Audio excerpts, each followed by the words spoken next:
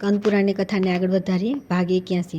તેથી દીવો દાસ્યંતી. આ વ્યુત્પત્તિ અનુસાર તમારું નામ દીવોદાસ થશે. હે રાજન, મારા પ્રભાવથી તમને દિવ્ય સામર્થ્યની પ્રાપ્તિ થશે. બ્રહ્માજીની વાત સાંભળીને રાજાઓમાં શ્રેષ્ઠ રિપુંજયે તેમની અનેક પ્રકારે સ્તુતિ કરી અને આ પ્રમાણે કહ્યું કે હે પિતામહ, મનુષ્યોથી ભરેલા ભૂતળ પર શું બીજા રાજાઓ નથી? મને જ આવી આજ્ઞા કેમ મળી રહી છે? બ્રહ્માજીએ કહ્યું કે હે રાજન, તમે રાજ કરશો તો ઇન્દ્રદેવ પૃથ્વી પર વરસાદ વરસાવશે. બીજો કોઈ પાપી રાજા રાજ્ય કરશે તો દેવ વરસાદ નહીં કરે. રાજા બોલ્યા કે હે મહામાન્ય પિતામહ, આપ પોતે ત્રણેય લોકની રક્ષા કરવામાં સમર્થ છો, છતાં આપ મને આ યશ આપી રહ્યા છો. આ આપની મારા ઉપર મોટી કૃપા છે, તેથી હું આપની આજ્ઞા શિરોધાર્ય કરું છું. પરંતુ મારે પણ આપને કંઈ કહેવું છે. જો આપ મારી પ્રાર્થનાનો સ્વીકારી લેશો તો હું પૃથ્વીનું અકંટક રાજ્ય કરીશ. બ્રહ્માજીએ કહ્યું કે હે રાજન, તમારા મનમાં જે વાત છે તે તરત કહો. રાજા બોલ્યા કે હે પિતામહ, જો હું પૃથ્વીનો અધિપતિ થાઉં તો દેવલોકના નિવાસી દેવતાઓ પોતાના જ લોકમાં રહે, પૃથ્વી પર ના આવે. જો દેવતાઓ દેવલોકમાં રહેશે અને હું અહીં પૃથ્વી પર નિવાસ કરીશ, ત્યારે અહીં અકંટક રાજ્ય થવાથી પ્રજાને સુખની પ્રાપ્તિ થશે. તથાસ્તુ કહી બ્રહ્માજીએ જ્યારે તેમની પ્રાર્થના સ્વીકારી લીધી ત્યારે રાજા દીવોદાસ ડંકો વગાડી રાજ્યમાં એવી સૂચના આપવા દીધી કે દેવતાઓ સ્વર્ગમાં ચાલ્યા જાય અને નાગો પણ કદી અહીં ન આવે, જેથી મનુષ્ય સ્વસ્થ અને સુખી રહે. પૃથ્વી પર મારા રાજ્ય શાસનમાં દેવતાઓ સ્વર્ગમાં સુખી રહે અને મનુષ્ય પૃથ્વી પર સ્વસ્થ રહે.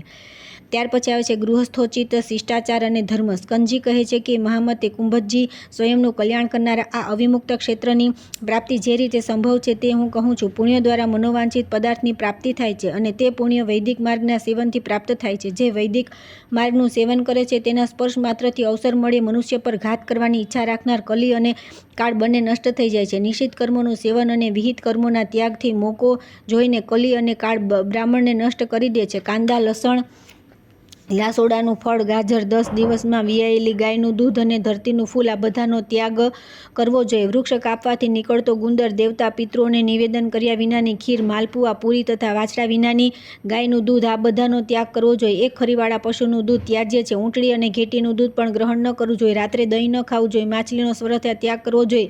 આયુષ્ય તથા સ્વર્ગની ઈચ્છા રાખનારે યત્નપૂર્વક માંસનો ત્યાગ કરવો જોઈએ. વાસી ખોરાક બધો ત્યાગ કરવા યોગ્ય છે, પરંતુ ધીમા બનાવેલ વાસી અન્ન પણ ગ્રાહ્ય છે. જે અજ્ઞાની પોતાના શરીરની પુષ્ટિ માટે બીજા પ્રાણીની હત્યા કરે છે તે દુરાચારી. ન તો આ લોકમાં સુખ મળે છે ન પરલોકમાં. જે માંસ ખાય છે, જે જીવોને મારવાની અનુમતિ આપે છે, જે માંસ રાંધે છે, જે તેને ખરીદે છે અને જે વહેંચે છે, જે પોતાના હાથે મારે છે, જે વહેંચે પીરસે છે તથા જે આજ્ઞા આપી જીવ હિંસા કરાવે છે, આ 8 પ્રકારના લોકોને હિંસક માનવામાં આવે છે. જે 100 વર્ષો સુધી દરેક વર્ષે અશ્વમેઘ યજ્ઞ કરે છે તથા જે માંસ ભક્ષણ નથી કરતા, આ બંનેની તુલના કરવામાં આવે તો માંસનો ત્યાગ કરનાર જ શ્રેષ્ઠ સિદ્ધ થાય છે. સુખની અપેક્ષા રાખનાર પુરુષે જેમ પોતાને સુખી જોવા ઈચ્છા છે એ જ પ્રમાણે બીજાને પણ જોવા જોઈએ. પોતાના અને બીજાના સુખ દુઃખ સમાન જ હોય છે. બીજા કોઈ જીવને જે સુખ કે દુઃખ આપવામાં આવે છે તે આગળ જતાં પોતાના પર જ પાછા આવે છે. દુઃખ વેઠ્યા વિના ધન મળતું નથી અને ધન વિના કાર્ય કઈ રીતે થઈ શકે? જે કર્મ કરતો નથી તેના દ્વારા ધર્મનું અનુષ્ઠાન કઈ રીતે થાય?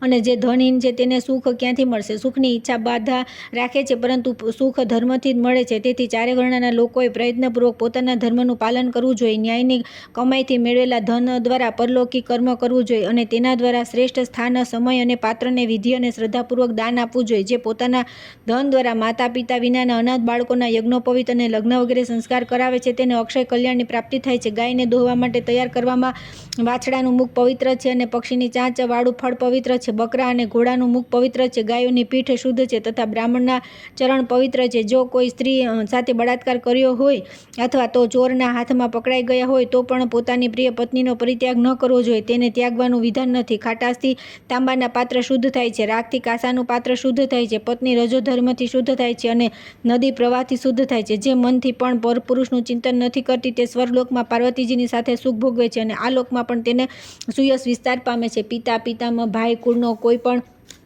પુરુષ તથા માતા, આ બધા કન્યાદાનના અધિકારી છે. આમાંથી ક્રમશઃ જે ન હોય તે બીજા કન્યાદાન કરી શકે. કુળમાં કન્યાદાન કરનાર કોઈ ન હોય તો કન્યા સ્વયં કોઈ યોગ્ય પતિની પસંદગી કરી શકે છે. અનિચ્છાપૂર્વક બળાત્કાર થઈ જવાથી ઋતુકાળમાં સ્ત્રીની શુદ્ધિ થઈ જાય છે. સ્ત્રીઓને સત્કાર અવસરે અને ઉત્સવોમાં તેમને વસ્ત્ર, આભૂષણ અને ઉત્તમ ભોજન વગેરે આપી તેમનો સદા સત્કાર કરવો જોઈએ. જ્યાં ભૂષણ, વસ્ત્ર અને અન્ન વગેરેથી પૂજાઈને સ્ત્રીઓ પ્રસન્ન રહે છે, ત્યાં બધા દેવતાઓ સુખપૂર્વક નિવાસ કરે છે. ત્યાં કરવામાં આવેલા બધા સત્કર્મ સફળ થાય છે. જે ઘરમાં પતિ પત્ની પરસ્પર એકબીજાથી સંતુષ્ટ રહે છે ત્યાં કલ્યાણ થાય છે. આહુત, હૂત, પ્રહૂત, પ્રસિદ્ધ તથા બ્રહ્માહૂત આ 5 યજ્ઞ શુભ છે. આમાં જપને આહુતિ યજ્ઞ કહે છે. હોમનું નામ હૂત યજ્ઞ છે. બલિ વૈશ્વદેવ પ્રહૂત યજ્ઞ કહે છે. પિત્રોની તૃપ્તિ માટે શ્રાદ્ધ વગેરે કરવું એ પ્રાશ્ચિત યજ્ઞ છે. બ્રાહ્મણોનો સત્કાર કરી તેમને ભોજન કરાવવું બ્રહ્મહૂત કહેવાય છે. આ 5 યજ્ઞનું અનુષ્ઠાન કરનાર બ્રાહ્મણ કદી દુઃખી થતો નથી અને આ ન કરવાથી તે 5 પ્રકારની હિંસાનો ભાગી થાય છે. બ્રાહ્મણ સામે મળતા તેની કુશળ ખબર પૂછવી, ક્ષત્રિયને સ્વાસ્થ્ય અંગે પૂછવું, વૈશ્યને સુખ અને શૂદ્રને સંતોષ વિશે પૂછવું.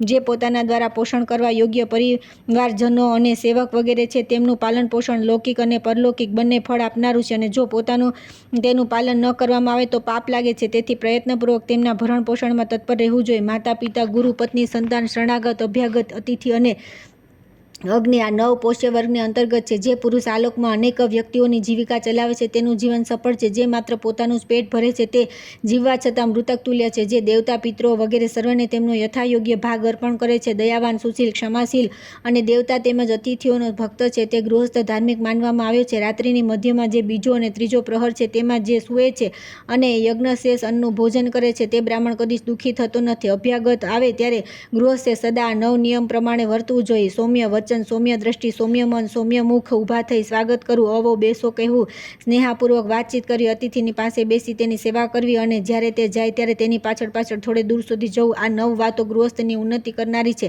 આ સિવાય જે કરવામાં આવે ખર્ચ બહુ ઓછો થાય એવી 9 વાતો બીજી છે જે અવશ્ય કરવા જેવી છે. અભ્યાગતને આસન આપવું, તેના ચરણ ધોવા, તેને યથાશક્તિ ભોજન કરાવવું, સુવા બેસવા, સ્થાન, પથારી, તૃણ, દર્ભ વગેરે અભ્યંગ અને દીવો આ 9 કાર્ય ગૃહસ્થને સિદ્ધિ આપનારા છે. ચાડી ચુગલી, પરસ્ત્રી સેવન, દોહ, ક્રોધ, અસત્ય બોલવું, અપ્રિય બોલવું, દ્વેષ, દંભ અને છળ કપટ આ 9 દુર્ગુણો સ્વર્ગનો માર્ગ રોકનારા છે. હવે 9 આવશ્યક કર્મ બતાવ્યા છે જે દ્વિજોના માટે દરરોજ કરવા યોગ્ય છે. સ્નાન, સંધ્યા, જપ, હોમ, સ્વાધ્યાય, દેવ પૂજા, બલિ વૈશ્વદેવ, અતિથિ સત્કાર અને પિતૃતર્પણ.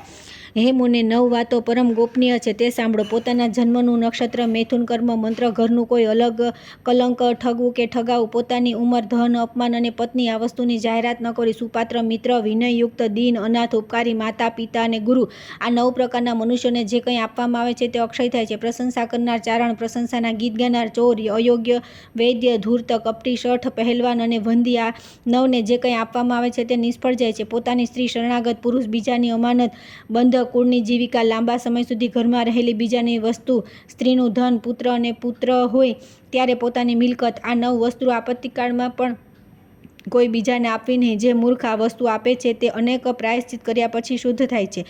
સત્ય, શૌચ, અહિંસા, ક્ષમા, દાન, દયા, દમ, મન, ઇન્દ્રિયોનો સંયમ, અસ્તેય, ચોરી ન કરવી તથા પ્રત્યાહાર, ઇન્દ્રિયોને વિષયોમાંથી હટાવીને પોતાનામાં સ્થાપિત કરવી આ 9 દરેક માટે ધર્મના સાધન છે. જેની જીભ સ્ત્રી, પુત્ર, ભાઈ, મિત્ર, સેવક અને આશ્રિત આ બધા વિનયશીલ હોય તેનું બધે ગૌરવ છે. મદિરાપાન, દુષ્ટોનો સંગ, પતિથી અલગ રહેવું, સ્વચ્છંદ ફરવું, વધારે સૂવું, બીજાના ઘરમાં રહેવું આ 6 વાતો સ્ત્રીઓને દૂષિત કરનારી છે. જ્યાં સુધી રાંધેલું ભોજન ગરમ હોય છે ત્યાં સુધી તે અન્નનું મૌનપૂર્વક ભોજન કરવામાં આવે છે અને જ્યાં સુધી તે અન્ન ભવિષ્યમાં ગુણોનું વર્ણન કરવામાં આવતું નથી ત્યાં સુધી પિતૃઓ જમનારા બ્રાહ્મણની સાથે તે અન્નનું ભોજન કરે છે. વિદ્વાન અને વિનયશીલ વેદજ્ઞ બ્રાહ્મણ જ્યારે ઘરે આવે છે ત્યારે ઘરના ખાદ્ય પદાર્થો હર્ષથી ઉછળવા લાગે છે. હવે અમારી ઉત્તમ ગતિ થશે. શૌચ, વ્રત અને આચારથી રહિત, વૈદિક જ્ઞાન રહિત મૂર્ખ બ્રાહ્મણને જ્યારે ભોજન કરાવવામાં આવે છે ત્યારે તે ભોજન અવ્યક્ત સંભળાય નહીં તેવા સ્વરમાં રડે છે કે મેં ક્યું પાપ કર્યું છે કે જે આવી વ્યક્તિના ઉપયોગમાં આવ્યું. જે બ્રાહ્મણના પેટમાં ગયેલું અન્ન વેદ વેદાંગોના અભ્યાસમાં દ્વારા પચે છે તે દાતાને અને તેની પાછળની 10 પેઢીઓને પણ તારી દે છે. જે મોટા ભાઈના લગ્ન પહેલા પોતે લગ્ન કરી લે છે અને અગ્નિહોત્રની દીક્ષા લે છે તેને પરિવેતા કહે છે. તેનો મોટો ભાઈ પરિવીતી કહેવાય છે. પરિવીતી, પરિવેતા અને જે કન્યા સાથે લગ્ન કરવાના કારણે આ પરિવેતા સંજ્ઞા પ્રાપ્ત થાય છે તે કન્યા, તેનું દાન કરનાર પિતા તથા તે લગ્ન કરાવનાર પુરોહિત એ 5 નરકમાં પડે છે. જો મોટો ભાઈ નપુંસક હોય, પરદેશમાં રહેતો હોય, મૂંગો હોય, સંન્યાસ લઈ લે અથવા મૂર્ખ એટલે ઠીંગડો અથવા પતિત હોય તો નાના ભાઈએ લગ્ન કરી લેવામાં કોઈ દોષ નથી. જે સંન્યાસી થઈ ગયા પછી જો સ્ત્રી સંગ કરે છે તે 8000 વર્ષો સુધી વિષ્ઠાનો કીડો થાય છે. જે બ્રાહ્મણ ગૌરક્ષા અને વેપાર કરે, કારીગર અથવા શિલ્પી થઈ જાય, કોઈની દાસતા સ્વીકારી લે અથવા વ્યાજે પૈસા આપે તો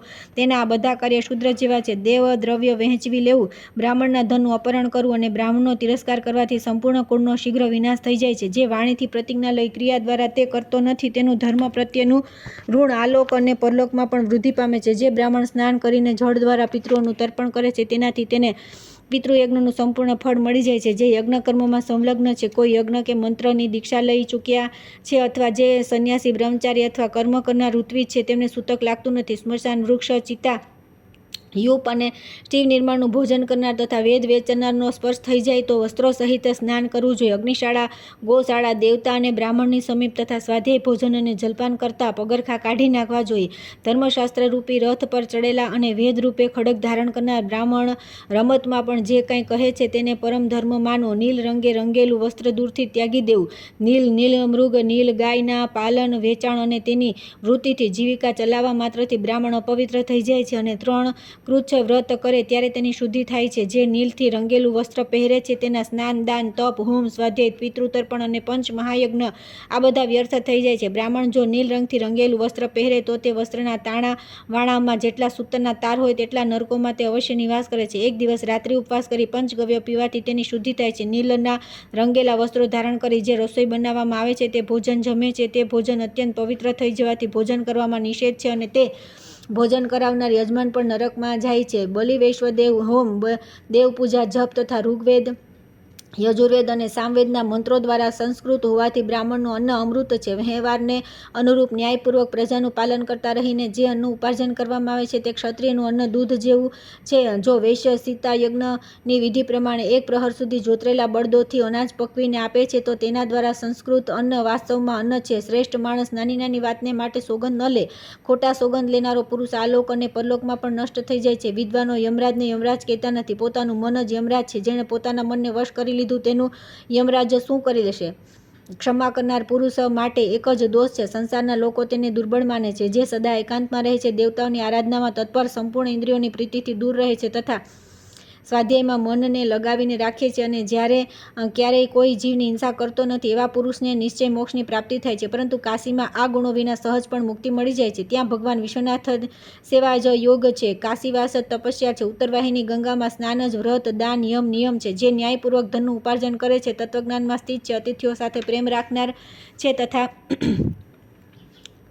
શ્રાદ્ધ કરનાર અને સત્યવાદી છે તે ગૃહસ્થ હોઈને પણ આ જગતમાં મુક્ત થઈ જાય છે. ગૃહસ્થ પુરુષ દીનજનો, અંધ, દરિદ્રો અને યાચકોને વિશેષ રૂપે દાન કરી ગૃહ કર્મોનું અનુષ્ઠાન કરતો રહે તો તે કલ્યાણને પ્રાપ્ત થાય છે. આ પ્રમાણે સદાચારનું પાલન કરનાર પુરુષો પર કાશીનાથ ભગવાન વિશ્વનાથ પ્રસન્ન થાય છે અને તેમની કૃપાથી મોક્ષદાયી કાશીપુરીની પ્રાપ્તિ થાય છે.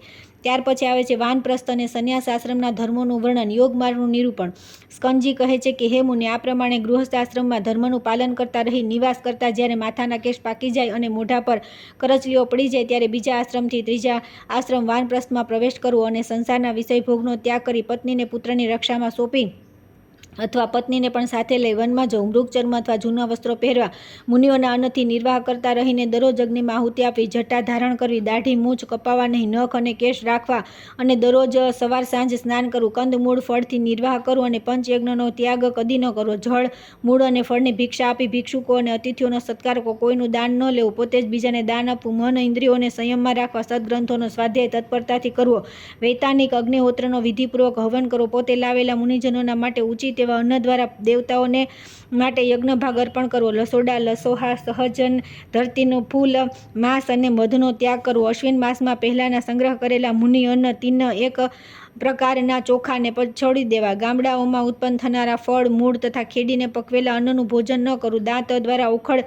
ખાંડવાનું કામ કરવું અર્થાત દાંતને ચાવીને ખાવું અથવા પથ્થર પર કૂટીને ખાવું, સંગ્રહ એટલો જ કરવો કે તરત ખાઈ પી લીધા પછી સાફ થઈ જાય અને 1 મહિનાના ભોજનનો સંગ્રહ કરી શકાય છે અથવા 3, 6 અને 12 મહિના સુધીના અનાજ અને ફળમૂળનો સંગ્રહ કરવો, દરરોજ રાત્રે માત્ર એકવાર ભોજન કરવું અથવા 1 દિવસ છોડીને દર બીજા દિવસે ભોજન કરવું અથવા 2 દિવસ છોડી દર ત્રીજા દિવસે સાંજે ભોજન કરવું અથવા ચાંદ્રાયણ વ્રત કરતા રહેવું અથવા 15 દિવસે કે 1 મહિને ભોજન કરવું અથવા વાનપ્રસ્થ પુરુષે સદા ફળમૂળનું ભોજન કરી તપસ્યાથી પોતાના શરીરને વશ કરવું અને દરરોજ દેવતાઓ તથા પિતૃઓને તૃપ્ત કરવા. આવું શક્ય ન હોય તો અગ્નિદેવને પોતાના આત્મામાં જ ભાવના દ્વારા સ્થાપિત કરી પોતાના માટે કોઈ આશ્રમ બનાવ્યા વિના જ રહેવું અને પ્રાણ રક્ષા માટે વનવાસી તપસ્વીઓ પાસેથી ભિક્ષા માગીને અથવા ગામ વસ્તીમાંથી ભિક્ષા માગી લાવવી અને વનમાં જ રહીને દરરોજ 8 કોડિયા ગ્રાસ ભોજન કરવું. આ પ્રમાણે વાનપ્રસ્થ આશ્રમમાં રહેનાર બ્રાહ્મણ બ્રહ્મલોકમાં પ્રતિષ્ઠિત થાય છે. આયુષ્યનો 3જો ભાગ વાનપ્રસ્થ આશ્રમમાં વ્યતીત કરી આયુના 4થા ભાગમાં સર્વ આસક્તિઓનો ત્યાગ કરી સંન્યાસ ગ્રહણ કરવો.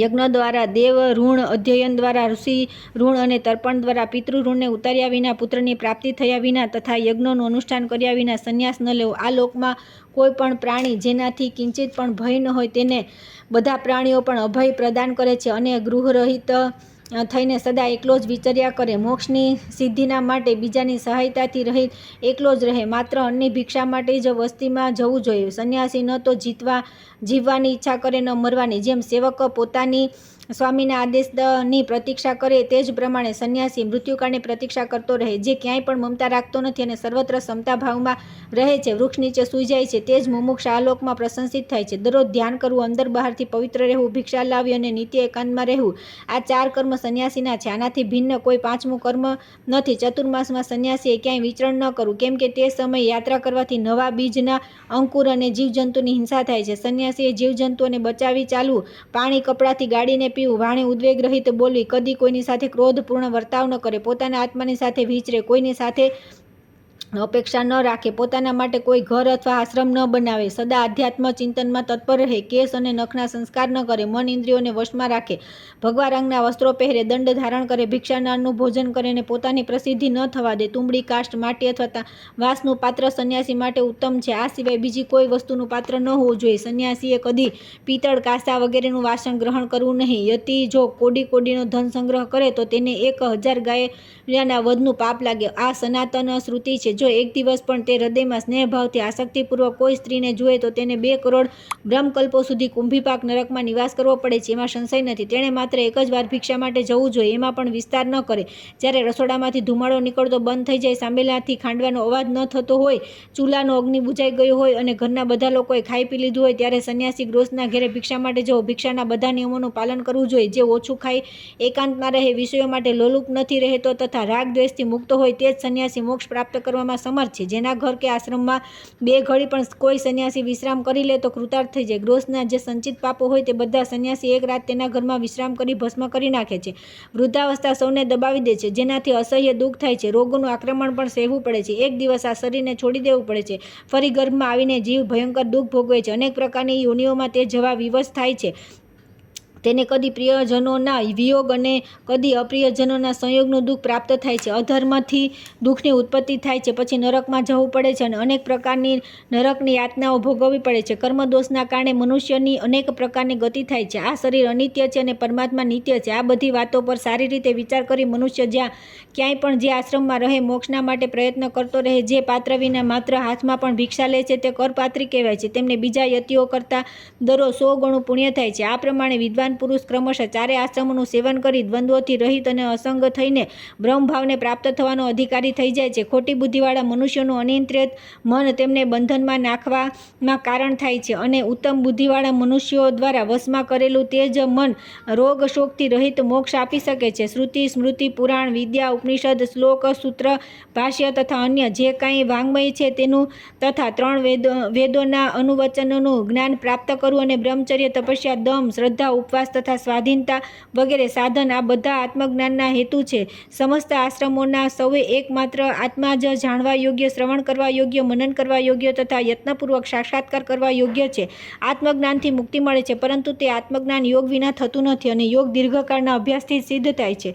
ન માત્ર વનનું શરણ લેવાથી, ન અનેક પ્રકારના ગ્રંથોનું ચિંતન કરવાથી, ન દાનથી, ન તપસ્યાથી, ન યજ્ઞોથી, ન પદ્માસન વાળીને બેસવાથી, ન નાકના અગ્રભાગ પર દ્રષ્ટિ રાખીને બેસવાથી, ન શૌચથી, ન મૌનથી અને ન મંત્ર આરાધનાથી યોગ સિદ્ધ થાય છે. ઉત્સાહપૂર્વક નિરંતર અભ્યાસ કરવાથી, દ્રઢ નિશ્ચયથી તથા વારંવાર તેના પ્રત્યે અરુચિ ન થવાથી યોગની સિદ્ધિ થાય છે. એ સિવાય નહીં, જે સદા પોતાના આત્મામાં જ રમે છે, આત્મામાં જ રત રહે છે અને આત્મામાં જ પૂર્ણપણે તૃપ્તિનો અનુભવ કરે છે, તેના માટે યોગ સિદ્ધિ દૂર થતી નથી. જે આ જગતમાં આત્મા સિવાય બીજી કોઈ વસ્તુને જોતો નથી, તે આત્મારામ યોગીશ્વર અહીં જ પરબ્રહ્મ સ્વરૂપ થઈ જાય છે.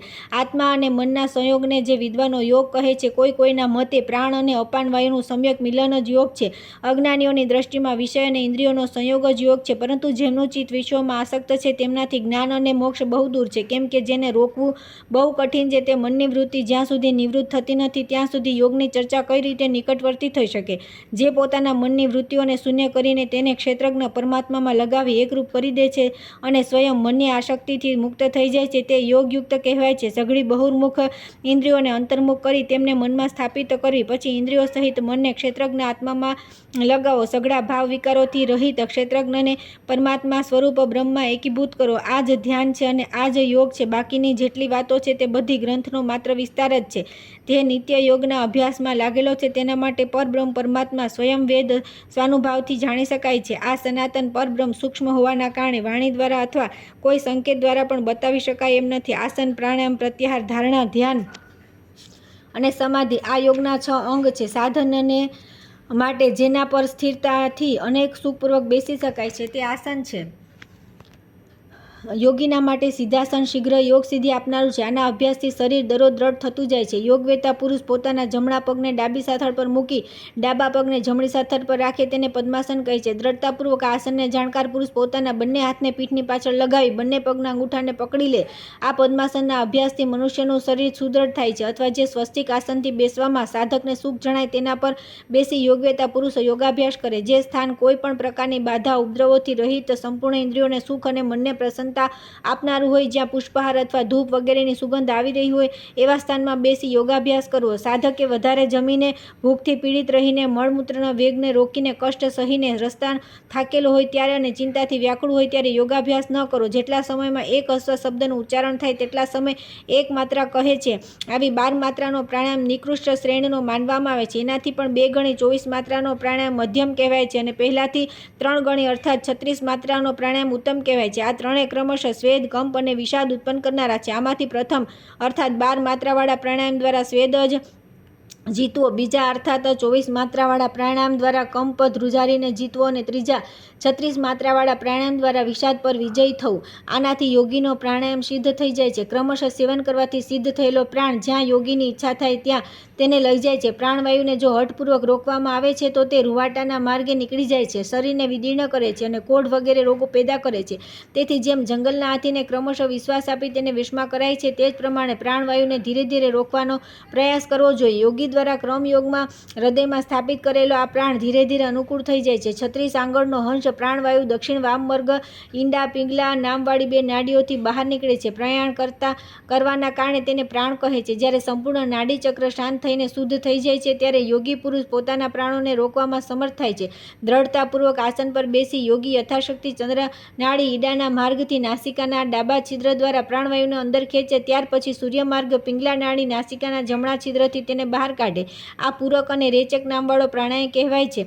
યોગી કુંભક નામના પ્રાણાયામ દ્વારા ચંદ્રબીથી યુક્ત ઝરતી અમૃત ધારાના પ્રવાહનું ધ્યાન કરી તત્કાળ સુખનો અનુભવ કરે છે. ત્યાર પછી યોગી સૂર્યનાડી અર્થાત નાસિકાના જમણા છિદ્ર દ્વારા પ્રાણવાયુને ખેંચીને ઉદર ગુફાને ભરે અને થોડીવાર સુધી પ્રાણવાયુને રોક્યા પછી ચંદ્રનાડી અર્થાત નાસિકાના ડાબા છિદ્રથી વાયુને ધીરે ધીરે બહાર કાઢી નાખો. તે સમયે પ્રજ્વલિત અગ્નિપુંજ સમાન ભગવાન સૂર્યનું હૃદયમાં ધ્યાન કરવું. આ દક્ષિણ પ્રાણાયામ દ્વારા યોગીરાજ પરમ કલ્યાણનો ભાગી થાય છે. આ પ્રમાણે 3 મહિનાના અભ્યાસથી ડાબા જમણા અને બંને પ્રકારના પ્રાણાયામનું સેવન કરીને જ્યારે બધી નાડીઓને સિદ્ધ કરી લેવામાં આવે છે ત્યારે તે યોગીને સિદ્ધ પ્રાણ કહે છે. નાડીની શુદ્ધિ થવાથી યોગી પોતાની ઈચ્છાનુસાર વાયુ ધારણ કરી પેટના અગ્નિને ઉદ્દીપ્ત કરે છે. તેને અનાહત નાદ સાંભળવા લાગે છે અથવા નાદ તત્વનો સાક્ષાત્કાર થવા લાગે છે અને તેનું શરીર નિરોગી બની રહે છે. શરીરમાં ક્ષિતિ વાયુનું નામ પ્રાણ છે. તેને રોકવાને જ આયામ કહે છે. જ્યારે પ્રાણવાયુ બ્રહ્મરંધ્રમાં પહોંચે છે ત્યારે ઘંટ જેવા વાદ્યોનો મહાનાદ સંભળાય છે. પછી યોગ સિદ્ધિ દૂર હોતી નથી.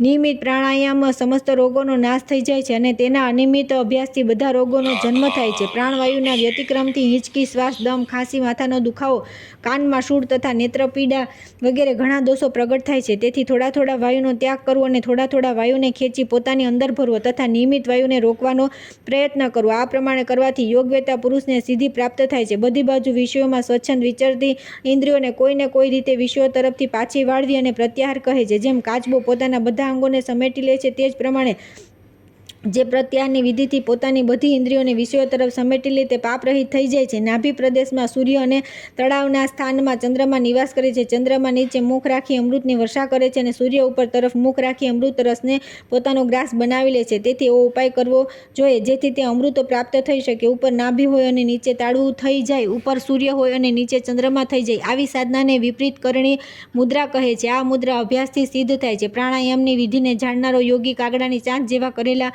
પોતાના મુખથી શીતળ શીતળ પ્રાણધારક વાયુનું પાન કરે તો તે જરા મૃત્યુથી રહિત થઈ જાય છે. જે પોતાની જીભને તાળવાના છિદ્રમાં રાખીને ઉર્ધ્વમુખ થઈ અમૃતપાન કરે છે તે 6 મહિનાની અંદર જ જરા મૃત્યુ રહી દેવભાવને પ્રાપ્ત થઈ જાય છે. એમાં જરા પણ સંશય નથી. જે યોગી ઉપર તરફ જીભ કરીને સ્થિરતાપૂર્વક અમૃતપાન કરે છે તે 15 દિવસમાં મૃત્યુને જીતી લે છે. જીભના અગ્રભાગથી તેના મૂળ ભાગમાં સ્થિત પ્રકાશમાન છિદ્રને દબાવી જે અમૃતમયી દેવીનું ધ્યાન કરે છે તે 6 મહિનામાં કવિ થઈ જાય છે. જે યોગીનું શરીર અમૃતથી પરિપૂર્ણ થઈ જાય છે તે 2-3 વર્ષમાં ઉર્ધ્વરેતા થઈ જાય છે. તેના વીર્યની ગતિ ઉપરની તરફ થઈ જાય છે. જે અણિમા વગેરે 8 સિદ્ધિઓના ઉદયની સૂચક છે. જે યોગીઓનું શરીર સદા અમૃત કળાથી પરિપૂર્ણ રહે છે તેને તો તક્ષક નાગ પણ દંશ મારે તો તેના પર તેના વિષનો પ્રભાવ પડતો નથી. આસન પ્રાણાયામ અને પ્રત્યાહારથી સંપન્ન થઈ ધારણાનો અભ્યાસ કરવો, મનને સ્થિર કરી પોતાના હૃદયમાં પૃથક પૃથક પંચમહાભૂતોને ધારણ કરવામાં આવે તેને ધારણા કહે છે. ધ્યેય ચિંતયાયમ. આ ધાતુ સૂત્ર મુજબ ધ્યેય ધાતુનો પ્રયોગ ચિંતાના અર્થમાં થાય છે. તત્વમાં ચિત્તની એકાગ્રતા ચિંતા કહે છે. આ ચિંતા ધ્યાન છે. ધ્યાન 2 પ્રકારનું છે, સગુણ અને નિર્ગુણ. રૂપ રંગ વગેરેના ભેદ સહિત જે ચિંતન કરવામાં આવે છે તે સગુણ ધ્યાન અને માત્ર તત્વનો વિચાર નિર્ગુણ ધ્યાન મનાવ્યું છે. મંત્ર સહિત ધ્યાનને સગુણ અને મંત્ર રહિત ધ્યાનને નિર્ગુણ સમજવું જોઈએ. સુખદ આસન પર બેસી અંદર ચિત્તને અને બહાર નેત્રને સ્થિર કરી શરીરને સમતોલ રાખવું આ ધ્યાન મુદ્રા છે જે અત્યંત સિદ્ધિપ્રદ છે. અશ્વમેઘ અને રાજસૂય યજ્ઞથી પણ તે પુણ્ય મળતું નથી જેને સ્થિર આસનવાળો યોગી એકવાર ધ્યાન કરીને પ્રાપ્ત કરી લે છે. જ્યાં સુધી શ્રવણ વગેરે ઇન્દ્રિયોમાં શબ્દ વગેરે તન્માત્રાઓની સ્થિતિ બની રહે છે, એમની સ્ફૂર્તિ થવી રહે છે ત્યાં સુધી ધ્યાનની અવસ્થા માનવામાં આવે છે. એની આગળ સમાધિ છે. 5 દંડ સુધી ચિત્ત એકાગ્ર થાય તો તેને ધારણા કહે છે. 7 દંડ સુધી ચિત્ત એકાગ્ર થાય તો તેને ધ્યાન કહે છે. અને જો 12 દિવસ સુધી મન ધ્યેય વસ્તુમાં એકાગ્ર રહે તો તેને સમાધિ કહે છે. જેમ પાણી અને મીઠાનો મેળ થતાં તેમનામાં એકતા થઈ જાય છે તે જ પ્રમાણે આત્મા અને મનની એકતા સમાધિ કહેવાય છે. જ્યારે પ્રાણજન્ય ચંચળતા ક્ષીણ થઈ જાય અને મન ધ્યેય વસ્તુમાં લીન થઈ જાય તે સમયે જે સમરસતાનો અનુભવ થાય છે તેને અહીં સમાધિ કહે છે. જીવાત્મા અને પરમાત્માની જે સમતા હોય અને જ્યાં બધા પ્રકારના સંકલ્પ વિકલ્પ નષ્ટ થઈ જાય છે તે સ્થિતિનું નામ સમાધિ છે. સમાધિમાં સ્થિત થયેલો યોગી ન પોતાને જાણે છે ન બીજાને. તેને ન ઠંડીનો અનુભવ થાય ન ગરમીનો તથા તેને ન તો સંસારના સુખનો બોધ થાય અને ન દુઃખનો પણ. સમાધિમાં સ્થિત યોગીને ન કાળ પોતાનો ગ્રાસ બનાવી શકે, ન કર્મોથી લિપ્ત થાય અને ન અસ્ત્ર શસ્ત્રો તેના શરીરને ઈજા પહોંચાડી શકે. જેનો આહાર વિહાર નિયમિત છે, જેની કર્મ વિષયક ચેષ્ટા પણ નિયમિત છે અને જેને સુજાગવું પણ નિયમિત રીતે થાય છે તે યોગી તત્વનો સાક્ષાત્કાર કરે છે. બ્રહ્મવેતા પુરુષ વિજ્ઞાનમય આનંદ સ્વરૂપ બ્રહ્મને જ તત્વ માને છે જેનું કોઈ દ્રષ્ટાંત નથી તથા જે મન અને વાણીથી અગોચર છે તે આધાર રહિત નિર્ભય અને નિરોગી પરબ્રહ્મ પરમાત્મા યોગી પુરુષ સળંગ યોગની વિધિથી લીન થઈ જાય છે. જેમ ઘીમાં નાખેલું ઘી ધૃત જ હોય છે અને દૂધમાં મેળવેલું દૂધ દૂધ જ હોય છે તે જ પ્રમાણે યોગી બ્રહ્મમાં તન્મયતાને પ્રાપ્ત થાય છે. યોગી વિભૂતિ વગેરે જળહીન વસ્તુઓથી શરીરનું મર્દન કરે છે. ગરમ જળ અને મીઠાનો ત્યાગ કરી અને સદા દૂધનો આહાર લે. બ્રહ્મચર્યનું પાલન કરે. ક્રોધ અને લોભને જીતે અને કોઈનો પણ દ્વેષ ન કરે.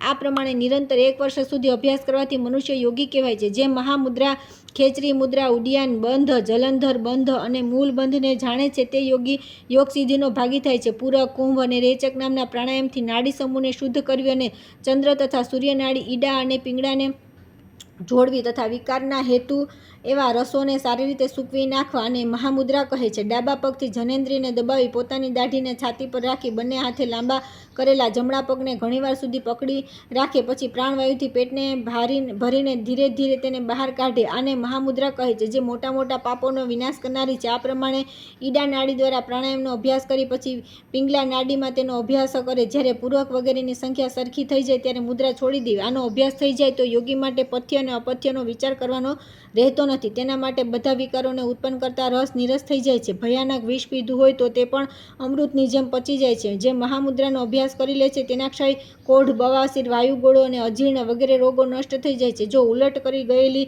જીભ કપોલના છિદ્રમાં પ્રવિષ્ટ થાય અને દ્રષ્ટિ બને ભ્રુકુટીની વચ્ચે સ્થિર રહે તો ખેચરી મુદ્રા થાય. જે ખેચરી મુદ્રા જાણે છે તેને બાણ પીડા આપી શકતા નથી અને તે કર્મોથી લિપ્ત થાય છે. તેને કાળ પણ બાધા નાખી શકતા નથી. આમાં ચિત્ત આકાશમાં વિચરે છે અને જીભ પણ આકાશગત થઈને વિચરે છે. તેથી આ મુદ્રાનું નામ ખેચરી છે. સિદ્ધ પુરુષોએ આનું સેવન કર્યું છે. શરીરમાં જ્યાં સુધી બિંદુ સ્થિત છે ત્યાં સુધી મૃત્યુનો ભય ક્યાંય ક્યાંથી થાય અને જ્યાં સુધી ખેચરી મુદ્રા બાંધેલી છે ત્યાં સુધી વીંડું બહાર જતું નથી. મહાપક્ષી દિવસ રાત ઉડતું રહે છે અને આને મુદ્રા દ્વારા બાંધવામાં આવે છે, તેથી આનું નામ ઉડ્ડયન બંધ છે. નાભી ઉપર અને ઉદરમાં પશ્ચિમતાન ધારણ કરવી આ ઉડ્ડયન બંધ કહેવાય છે. આ સિદ્ધ થઈ જાય તો મનુષ્ય મૃત્યુનો ભય પણ છોડી દે. જે નાડીઓના સમૂહને જેના દ્વારા શરીરના અંદરના છિદ્રોનું પાણી નીચે તરફ પ્રવાહિત થાય છે તેને બાંધે છે તે જાલંધર બંધ કહેવાય છે. જે ગળામાં થતા દુઃખોનો નાશ કરે છે.